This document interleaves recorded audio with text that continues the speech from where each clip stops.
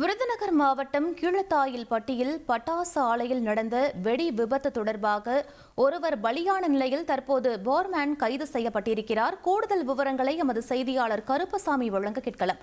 வணக்கம் கருப்பசாமி, உங்களுடைய தகவல் என பதிவு பண்ணுங்க. வணக்கம். விருதுநகர் மாவட்டம் சாத்தூர் அருகே உள்ள கீழத்தாயில்பட்டியில் கணேசன் என்பவருக்கு சொந்தமான பட்டாசு ஆலையில் இன்று காலை என்பது வெடி விபத்து ஏற்பட்டது.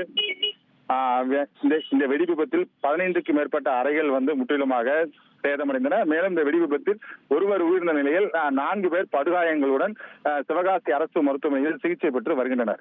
இந்த நிலையில் வெம்பக்கோட்டை போலீசார் இந்த வெடி விபத்து குறித்து விசாரணை மேற்கொண்டு வரும் சூழ்நிலையில் இந்த வெடி விபத்து சம்பந்தமாக ஆலையின் போர்மேன் லோகநாதன் என்பவரை கைது செய்து தற்போது விசாரணை மேற்கொண்டு வருகின்றனர். விவரங்களுக்கு நன்றி கருப்பசாமி.